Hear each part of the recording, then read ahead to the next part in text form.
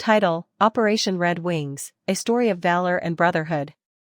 Into the Mountains. June 27, 2005. Bagram Air Base, Afghanistan. The air felt electric. It was that rare kind of night where the stillness holds tension like a stretched wire. The heat clung to everything: equipment, skin, uniforms, unrelenting, even after sundown. Four Navy SEALs stood on the edge of a silent runway, mentally preparing for what they knew was going to be a challenging mission. Beyond them, the Chinook helicopters sat idle, blades motionless for the moment, their presence a reminder that when they lifted off, everything changed. Marcus Luttrell adjusted the straps on his gear, pulling them snug.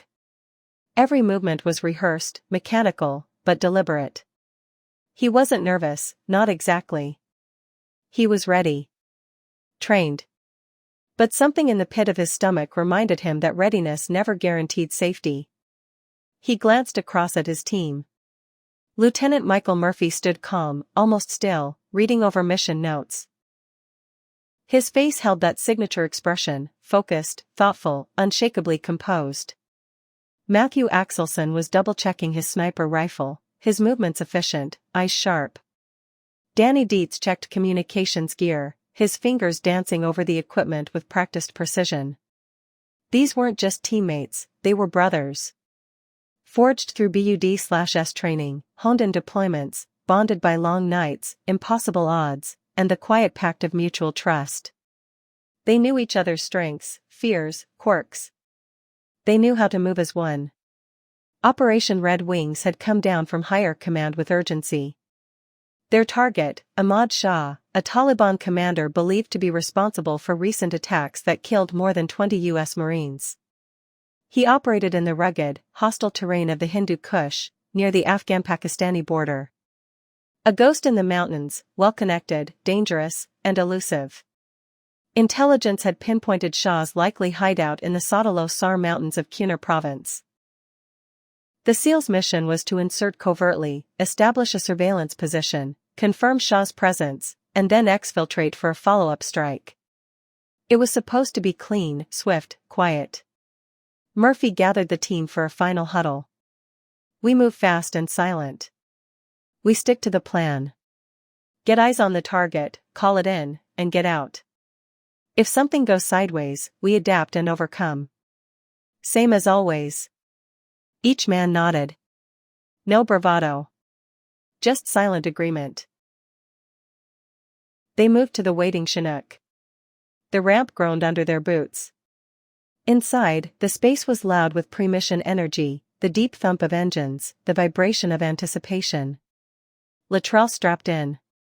He could feel the tension in the air, humming just under the surface. With a roar, the helicopter lifted off. They disappeared into the black night sky, the Apaches flanking them in tight escort.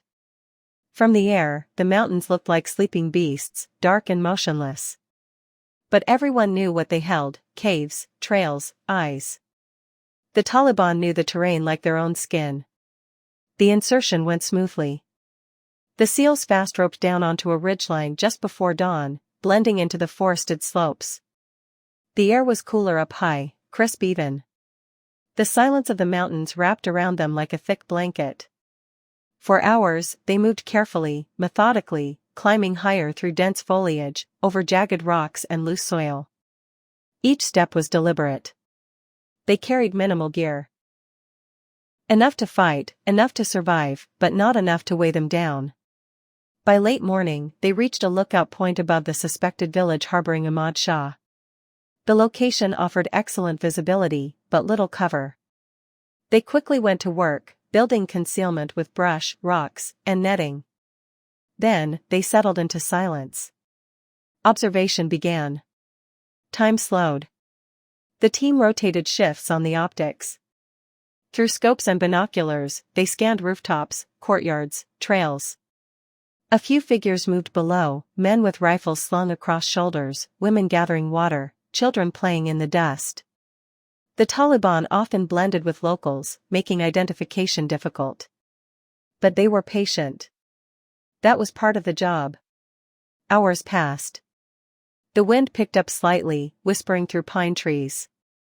It carried the sounds of distant life, faint shouts, the occasional bark of a dog. Nothing unusual. The team maintained radio silence except for occasional hand signals and whispered check-ins. Then, late in the morning, the mission veered into chaos. The distant tinkle of bells. From the brush came movement, 3 figures, goats in tow. A young Afghan boy, perhaps 12. An older man, likely in his 60s. And another man, strong-built, eyes-sharp. Goat herders. Locals. Civilians. Or were they? The herders came directly into the SEALs' hidden position. Within seconds, rifles were drawn, fingers tensed. The SEALs surrounded the herders. The situation was tense, immediate, dangerous. No weapons. No radios. Just wide, frightened eyes. For several long minutes, the team held them in place, weighing options. There was no easy answer. According to the rules of engagement, unarmed civilians could not be harmed. But the threat was obvious. If they let the herders go, word could reach Taliban fighters within minutes. They were in hostile territory. Any misstep could mean death. They considered detaining them, tying them up, leaving them for extraction. But there was no guarantee a rescue team would arrive in time, or at all. They could kill them and bury the evidence. Some might argue it was the pragmatic choice. But it wasn't who they were. Murphy made the call. We let them go. The herders were released. They walked off silently, goats following, disappearing down the winding trail. The SEALs watched them go. The silence afterward was heavier than before.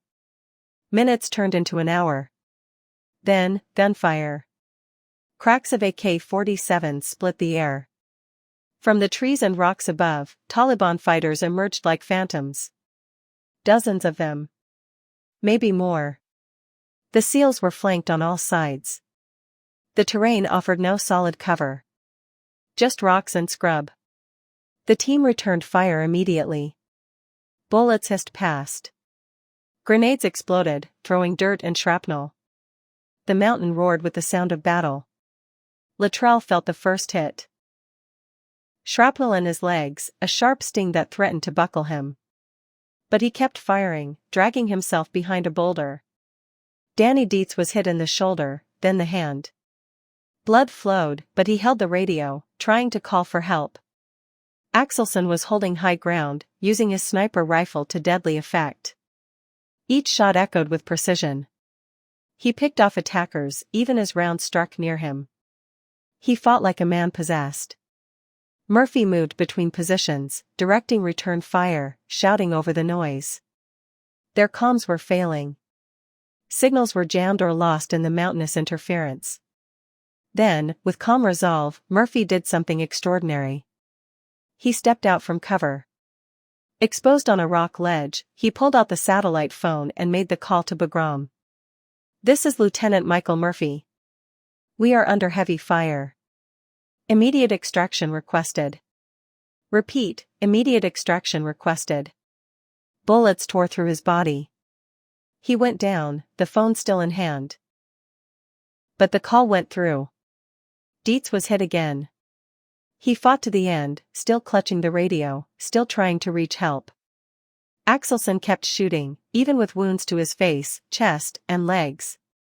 Eventually, he fell silent. Luttrell, the only one still mobile, dragged himself away from the site, tumbling down ravines, his body torn by rocks, bullets, and pain. He was alone.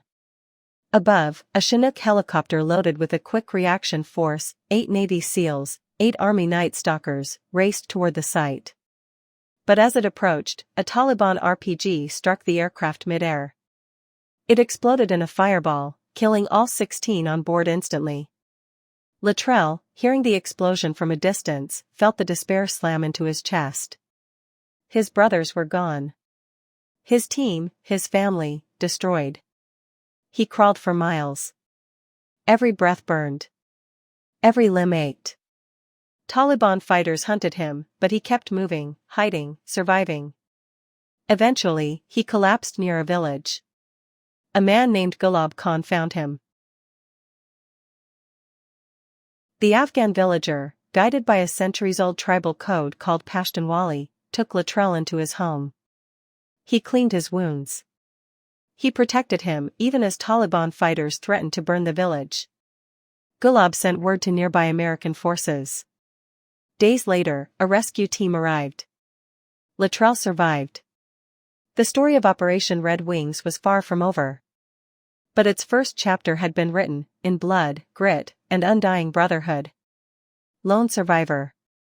The mountain was no longer just terrain, it had become an open wound. Marcus Latrell lay motionless under a cluster of boulders, bleeding from multiple wounds. The sun bore down on him like a punisher, scorching the dust and his skin alike. His limbs throbbed with agony. His mind refused to accept what had just happened. He had heard the blast, the Chinook helicopter, his only hope for rescue, was gone. 16 more American lives taken in a heartbeat. His team was gone. Murphy, Axelson, Dietz, all dead or missing. He was alone. But not done. He knew the Taliban would be searching. The gunfire had ceased, but the danger hadn't. Enemy fighters combed the slopes, shouting to each other in Pashto, sometimes mere feet away. He couldn't move. Any sound might give him away. So, he became part of the mountain, silent, still, camouflaged in blood and dirt. His mind ran in loops, memories of Texas, of his family, of his teammates. Their faces hovered just beyond reach. Was he next? Could he even make it down this godforsaken slope? The thought wasn't a choice. It was a necessity. He began crawling. Every inch of movement sent pain rocketing through his body. Bones felt broken. Muscles screamed. But he dragged himself forward, feet trailing behind, arms digging into dirt, over rocks, under thorny branches. The terrain was unrelenting, jagged cliffs, loose shale, and sheer drops. At one point, he tumbled down a ravine. He thought that was the end. But when he landed, broken but alive, he spat blood, wiped his face, and kept crawling. He came across a small stream, a trickle of life in a dead land. He cupped dirty water into his mouth. His body wanted to collapse. His brain wouldn't let it. As night fell, the mountain became a darker nightmare. The sounds changed, wolves, insects, wind moaning through trees. But worse were the human sounds, the Taliban, still hunting. He found a narrow crevice in the rocks and slid in. Sleep was fragmented. Fear replaced rest. He thought of Murphy's face as he stepped into the open to make that call. Of Dietz trying to hold the radio. Of Axe, standing his ground. The next day, he moved again. Every sense was tuned to survival. He avoided trails. He used shade. He drank from puddles. At times, he thought he saw shapes in the trees, his teammates, maybe. Or ghosts. Then, footsteps. Real ones. He scrambled behind a log, his heartbeat like thunder in his chest. 2 Taliban fighters came into view, scanning the forest. One walked directly past him, only feet away. They didn't see him. He held his breath for a full minute after they were gone. He pushed on. By the third day, delirium set in. Hunger gnawed at him. Dehydration blurred his vision. He fell more than walked. At one point, he came upon a large flat rock and collapsed on it, sure it would be his grave. But fate had another plan. Voices, again. But this time, different. Not aggressive. Not urgent. A group of Afghan villagers, led by a man named Gulab Khan, found him. Latrell couldn't raise his rifle. He didn't have the strength. He lay there, whispering, expecting a blade or a bullet. Instead, Gulab knelt beside him and touched his face gently. "You're safe," he said in broken English. Latrell didn't believe it. The villagers carried him, literally carried him, back to their tiny mountain village. There, Gulab and his family cleaned his wounds, gave him food and water, and stood guard. When Taliban fighters came to the village demanding Luttrell be handed over, Gulab refused. "He is my guest," he said. "Under Pashtunwali, he is under my protection." Pashtunwali, an ancient Afghan code of hospitality and honor. It was the only thing more powerful than fear in those mountains. The Taliban returned several times, threatening Gulab's family, waving weapons, warning of fire and death. But he held firm. Meanwhile, back at Bagram, American forces had been trying to pinpoint Luttrell's location. The signal from Murphy's final call had given them a rough area. Recon drones flew over the region.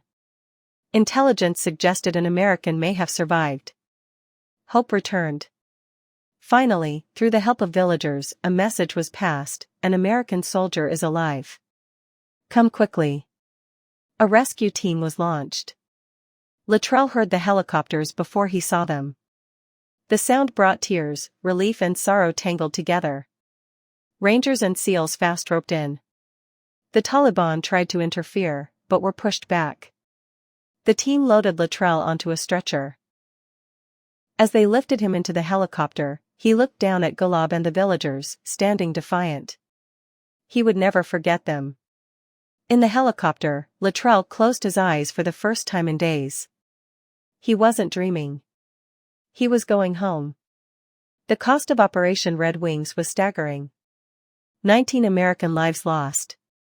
The deadliest single day for U.S. Special Operations since the invasion of Afghanistan. But from the ashes rose a story of extraordinary courage. Of 4 warriors who held their ground against impossible odds. Of a man who survived. And of an Afghan villager who risked everything to protect a stranger.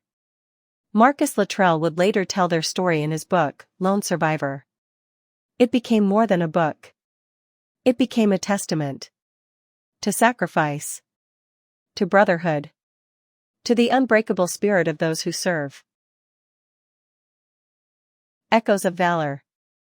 July 2005, Bagram Air Base, Afghanistan. Marcus Luttrell lay still, staring at the pale ceiling of the medical bay. The sound of soft beeping and murmured conversations echoed faintly. His body was broken, but his mind had not stopped moving since they pulled him from the mountain. His survival had been a miracle. But in the quiet moments, the weight of 19 souls pressed down on him. He replayed every second: the climb, the goat herders, the ambush, the call, the explosion, the blood. Murphy's voice on that final call. Danny's eyes as he clutched the radio. Axe's defiance even as death loomed. Over and over. A doctor entered quietly, clipboard in hand. He checked the vitals, adjusted and 4. "You're doing well, Marcus. Stronger every day." Luttrell gave a faint nod. Stronger physically, maybe. But his soul ached. He needed more than medicine. He needed answers. He needed to tell their story. Back in the States, families were being notified. Flags were folded. Doors were knocked on. The news struck like thunder. 19 special operators gone. Mothers, fathers, wives, children, all thrown into a storm of grief. The names spread through SEAL teams and night stalkers like wildfire. Everyone knew someone on that bird, on that mountain. At Naval Special Warfare Command in Coronado, California, silence hung heavy in the halls. A blackboard with gold plaques showed the fallen. New names would be added. Murphy. Axelson. Dietz. The 8 SEALs on the QRF. The 8 Night Stalkers. Commander Eric Christensen had led the QRF, beloved, sharp, selfless. He had volunteered to lead the rescue. His name joined the others. Memorials began taking place. First in Afghanistan, then at home. Services filled with uniforms, tears, salutes, folded flags, and 21-gun salutes. Luttrell, still healing, watched from his hospital bed as coverage played on television. Each image cut deeper, photos of his brothers in uniform, playing with family, training, smiling. Ghosts now. A week later, Luttrell sat across from a group of military investigators and intelligence officers. The room was cold, fluorescent lights buzzing above. They needed his full account. Every detail. He began speaking, voice low but steady. It was about 0300 when we fast roped in. Mike was calm. He always was. Axe had overwatch. Danny was setting up comms. He walked them through it, the climb, the terrain, the herders, the rules of engagement. Mike could have made a different call, he said. He didn't. Because he had a moral compass like no one else. We let them go. Because we were SEALs. Because we don't kill civilians. He described the firefight in harrowing detail, the intensity, the chaos, the courage. He broke down when recounting Murphy's final act. He walked into fire so we had a chance. No hesitation. That's who he was. The room was silent when he finished. There were no dry eyes. Across the ocean, Ghalab's village remained under threat. Taliban fighters returned nightly, demanding he hand over the American. He refused again and again. Eventually, with coordination from U.S. Special Forces, Ghalab and his family were moved to a safer location. But the threat lingered. Luttrell didn't forget. When he returned home, he fought to get Ghalab asylum in the U.S. It took time, years, red tape, political blocks, but he never gave up. You saved my life, he told Ghalab during one of their calls. I'll return the favor. By late 2005, Luttrell was back in Texas. His body was healing. He was walking again. He spent hours in rehab. But what he really needed was to talk, to process. He met with the families of his fallen teammates. To Murphy's parents, he said, "He saved my life. He didn't just call for help, he gave me a chance." To Dietz's widow, he said, "Danny held the radio till his last breath. That's the kind of man he was." To Axelson's father, he said, "Axe never stopped fighting. Even when he was hit, he kept covering me." Some families were angry. Some were lost. All were broken. Luttrell carried that grief with grace. He didn't pretend to have answers. He offered what he could: truth, love, and remembrance. Eventually, he began writing. It started with journals, longhand, scratched in the margins, pouring memory into paper. The pain, the courage, the landscape of war. It became a mission. Not just to tell his story, but their story. With the help of ghostwriter Patrick Robinson, Luttrell began shaping the book. Lone Survivor would become a testament, not of survival alone, but of sacrifice. Of what 4 men did in the face of hundreds. Of what one man carried. The book was released in 2007. It became an instant bestseller. Readers across America and the world learned of Operation Red Wings. Of Murphy's call. Of the firefight. Of Ghalab's bravery. Of Luttrell's long crawl. The public was stunned, inspired, moved. More importantly, the names, Murphy, Dietz, Axelson, were remembered. Honored. Murphy was posthumously awarded the Medal of Honor, the first Navy SEAL to receive it since Vietnam. His parents accepted it in his name. Schools and parks were named after him. Statues were built. Axelson and Dietz were awarded the Navy Cross, their legacies immortalized. In 2013, the story reached the big screen. Director Peter Berg brought Lone Survivor to theaters, with Mark Wahlberg portraying Luttrell. The movie was raw, visceral, respectful. It showed the horror, but more than that, it showed the bond. The brotherhood. Luttrell consulted on the film. It wasn't about Hollywood. It was about telling it right. Honoring his brothers. In one interview, he said, "I didn't write a story. I lived it. I would give anything to go back and bring them home. Anything." But there was more to his life now. He founded the Lone Survivor Foundation, dedicated to helping veterans with PTSD and combat stress. He toured the country, speaking to soldiers, families, students. Always the same message. Never quit. Never forget. Never leave a brother behind. He married. Started a family. But the war never truly left him. At night, the mountain came back. The gunfire. The faces. Still, he stood up each morning. Because that's what Murphy would do. Because Axe wouldn't want him to quit. Because Danny didn't give up. The echo of Operation Red Wing still resonates. In every SEAL team. In every Gold Star family. In every American who knows the cost of freedom. It was a mission meant to end a threat. But it became a story about what it means to serve. What it means to choose the hard right over the easy wrong. What it means to stand, even when you fall. Marcus Luttrell survived. But the true legacy? Is in those who never came home. The long shadow of war. Spring 2014, Texas Hill Country. The house sat quietly on a stretch of rugged Texas land. Wind swept through cedar trees, rustling leaves under a vast blue sky. Inside, Marcus Luttrell sat at his kitchen table, staring at the photographs on the wall. Michael Murphy, Danny Dietz, Matt Axelson, smiling, alive, frozen in time. 10 years had passed. 10 years since that mountain. Since the call. Since he became the lone survivor. He stood and walked out onto the porch. The silence of the countryside comforted him. It reminded him of the stillness before battle. He had made a life here, wife, children, a family. But some part of him would always be on that sloping corner. He hadn't stayed silent. In the years since Operation Red Wings, Marcus had spoken at hundreds of events.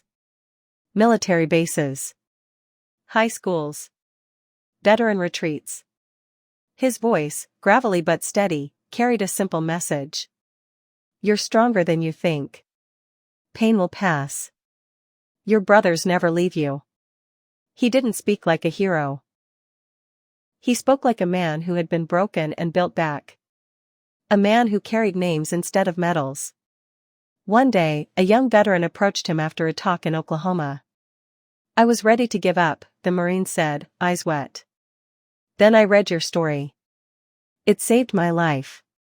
Luttrell nodded, gripping the man's shoulder. It's not my story. It's theirs. I just lived to tell it. The Lone Survivor Foundation had grown since its founding. It now ran wellness retreats across the country, providing therapy, counseling, and support for veterans and their families. Marcus visited often. He sat in on group sessions. He listened more than he talked. He understood that not all wounds bled. Some were invisible, lingering in the heart, the mind, the soul. During one retreat in Colorado, a former Army Ranger broke down describing the loss of his best friend to suicide. I couldn't save him. I didn't even see it coming. Marcus leaned forward. Sometimes the strongest guys hide the deepest pain. That's why we have to talk. That's why we stay together. Like a fire team. His words weren't therapy jargon. They were battlefield truths. But it wasn't just veterans who reached out. Families did too. Gold Star mothers. Widows. Children of the fallen. One letter from a 12-year-old girl read. My daddy served with Lieutenant Murphy. Thank you for telling the world who he was. Marcus kept those letters in a cedar box. On bad days, he opened them. On worse days, he wrote back. Despite his new life, reminders came often. Especially from the nightmares. The mountain returned in dreams. The ambush. The RPG. Murphy's voice on the sat phone. Axe's bloody face. The silence after Dietz went down. He would wake up drenched in sweat, gasping for air, eyes scanning the dark for enemies who were no longer there. His wife, Melanie, would hold his hand until the shaking stopped. His dog, Rigby, always slept at the foot of the bed, like a silent guardian. He sought help, therapy, meditation, prayer. Some days worked better than others. But the mission was never about perfection. It was about progress. You can't kill the past, he once said in an interview. But you can learn how to carry it without letting it drown you. In early 2014, Luttrell returned to Afghanistan, briefly, secretly, and with heavy security. It was a military-sponsored visit, part of an outreach effort to support deployed troops. He hesitated at first, but agreed. Something inside him needed closure. He landed at Bagram and met with soldiers, young, full of fire, some barely old enough to remember 2005. They treated him with reverence, like a legend. But he sat with them, shared jokes, ate MREs, and listened to their fears. Don't try to be invincible, he told one squad leader. Just be there for your men. That's what matters. They flew him to a forward operating base near Kunar. He looked at the mountains from a distance. The same peaks. The same shadows.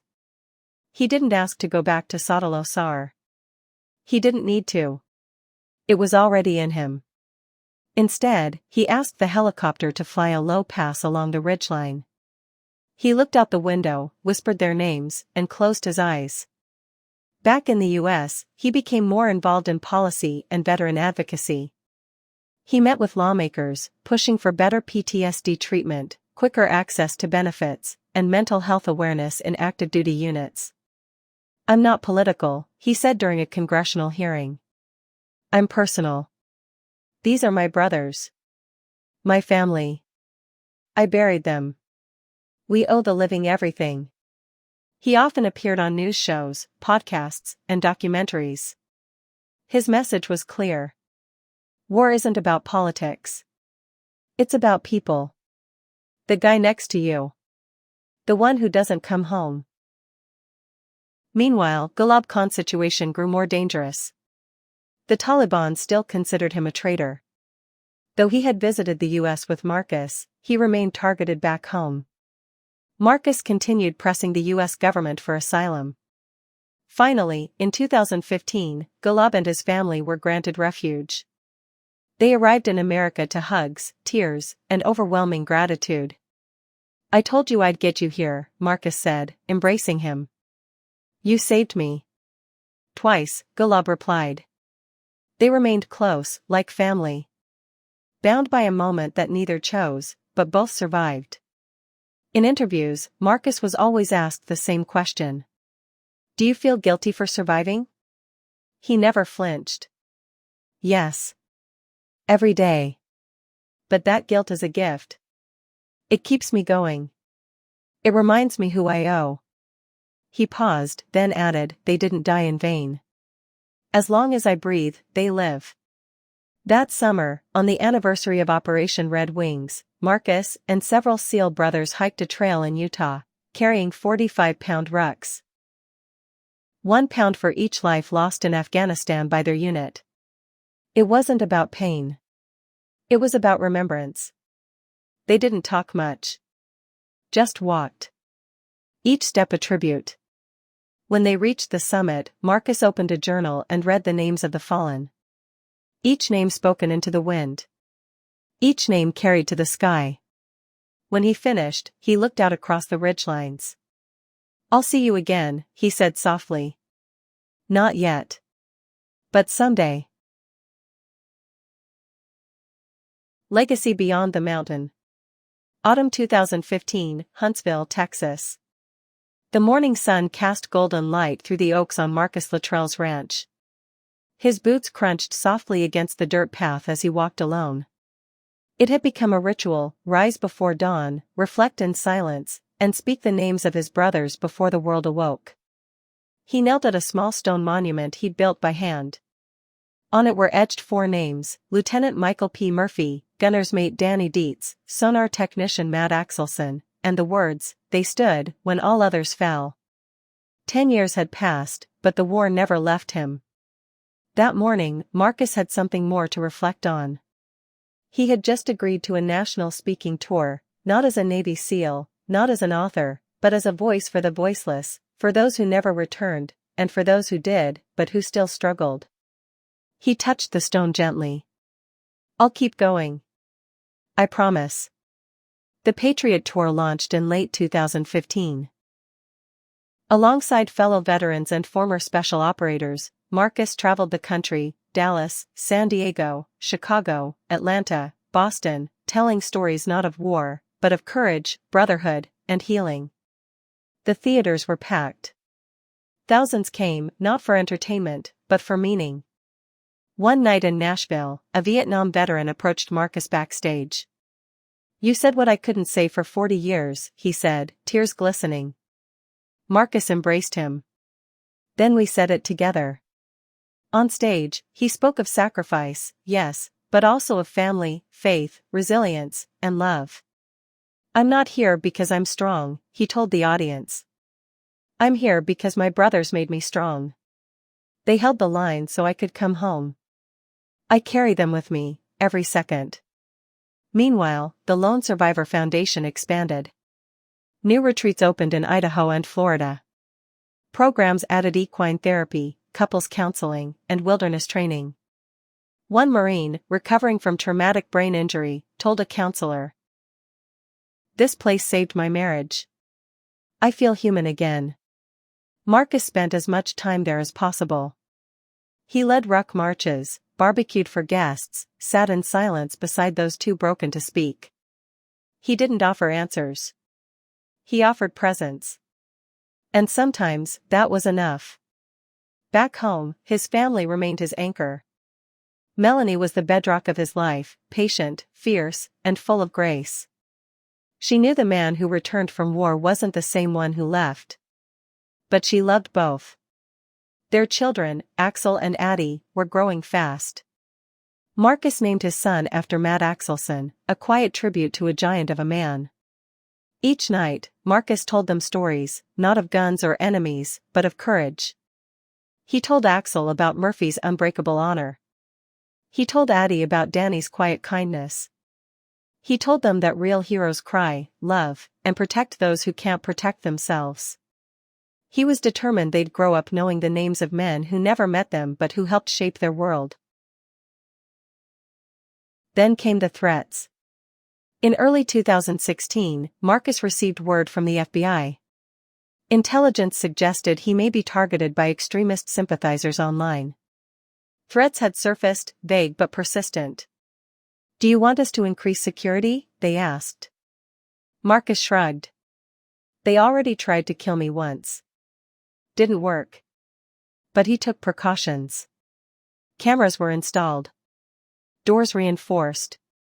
Armed response plans made. He wasn't afraid for himself. He was afraid for his family. One night in March 2016, an intruder approached his home. Marcus, armed, confronted the man and fired a warning shot. Authorities arrived. The man was arrested. It was a close call. It shook the family. But it also reignited Marcus's focus.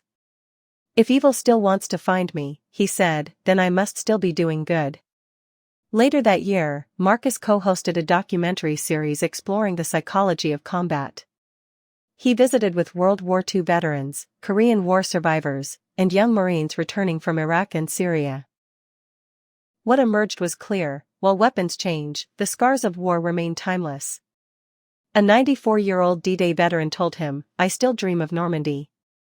Still wake up smelling smoke." Marcus nodded, quietly. "Me too." The series, Warriors Return, aired nationwide, sparking conversations in homes across America. Marcus wasn't glorifying war. He was humanizing it. In 2017, tragedy struck again. A fellow SEAL, with whom Marcus had trained years ago, took his own life. It hit hard. Too many had fallen, not in combat, but to the silent war at home. Marcus began focusing more on mental health, removing stigma in warrior communities. At one foundation event, he stood on stage and said, "We tell warriors to be tough, but we don't teach them how to be vulnerable. That's got to change." He partnered with psychologists, neuroscientists, and veteran leaders. Programs now integrated trauma-informed care, family reintegration workshops, and peer support. The years passed. Each June 28th, the anniversary of Operation Red Wings, Marcus gathered a small circle of SEALs and family members. They met in private. No press. No speeches. Just remembrance. They hiked. Lit candles. Shared stories. Read letters. 1 year, Ghalib joined them. He stood silently, holding Marcus's hand. No words needed. By 2020, Marcus had written a second book, Service, a Navy SEAL at War. But it wasn't about him. It was about others. He profiled medics, pilots, spouses, chaplains, unsung heroes who served behind the scenes. He wanted readers to see the tapestry behind every mission. No one does this alone, he wrote. Behind every operator is a chain of strength reaching back to childhood. The book resonated. It became required reading in several military academies. Then came COVID-19. Like the rest of the world, Marcus quarantined. Tours were cancelled. Retreats paused. But the calls for help didn't stop. Veterans in isolation. Families under stress. PTSD flaring. Marcus adapted. He moved online, Zoom therapy, digital talks, live-streamed encouragement. Pain doesn't wait for pandemics, he told his team. When the world shut down, the Brotherhood stood taller. By 2023, nearly 2 decades after the mountain, Marcus still wore a bracelet with the names Murphy, Dietz, and Axelson. He rubbed it unconsciously during interviews, speeches, even casual conversations. He continued mentoring new SEALs. Each one trained in the shadow of red wings. In 2024, he received the Presidential Medal of Freedom. During the ceremony, he didn't talk about his own survival. He spoke of legacy. This medal isn't mine. It belongs to 19 souls who died so I could stand here. I wear it for them. Today, the story of Operation Red Wings is studied in military colleges, written into the ethos of special operations. But more than that, it lives in the values it teaches. Honor over expedience. Team before self. Truth without compromise. Murphy is remembered in schools and Navy buildings. A destroyer bears his name, USS Michael Murphy. Dietz has parks and trails dedicated to him in Colorado. Axelson's hometown honors him with murals, scholarships, and an annual run. Their names did not disappear into the fog of war. Because Marcus didn't let them. Late one night in 2025, Marcus walked out to his porch, holding a worn journal. He flipped to the last page and wrote. Still carrying the fire. Still walking. Still remembering. Never quit. He looked to the stars. Murph, Ax, Danny, you gave everything. I'll keep giving until my last breath. I promise. He closed the book, kissed his son goodnight, held his wife's hand, and watched the wind whisper through the trees. He was no longer the lone survivor. He was the keeper of a legacy. And he would never let it die.